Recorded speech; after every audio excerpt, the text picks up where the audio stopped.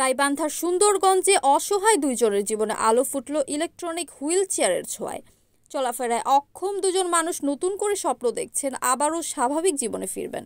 অসহায় ও অসুস্থ দুজনকে অত্যাধুনিক প্রযুক্তি সম্পন্ন ইলেকট্রনিক হুইল চেয়ার প্রদান করেছেন বিশিষ্ট সমাজসেবক আরেফিন আজিজ সর্দার সিড্ডু। গতকাল রাতে সোনারায় ইউনিয়নের সোনারায় বাজারে আনুষ্ঠানিকভাবে হুইল চেয়ার প্রদান করা হয়। এ সময় স্থানীয় জনপ্রতিনিধি, রাজনৈতিক নেতৃবৃন্দ ও গণ্যমান্য ব্যক্তিরা উপস্থিত ছিলেন। ইলেকট্রিক হুইলচেয়ার প্রাপ্তরা হলেন সোনারায় ইউনিয়নের পূর্ব সোনারায় মৃত মেছের উদ্দিনের ছেলে জয়নাল আবেদিন এবং পশ্চিম সোনারায় গুচ্ছগ্রামের মৃত কসর আলীর ছেলে খায়রুজ্জামান মিয়া এবং পশ্চিম সোনারায় গুচ্ছগ্রামের মৃত কসর আলীর ছেলে খায়রুজ্জামাল মিয়া। জানা যায়, খায়রুজ্জামাল মিয়া কয়েক বছর আগে এক সড়ক দুর্ঘটনায় গুরুতর আহত হয়ে দীর্ঘদিন ধরে শয্যাশায়ী।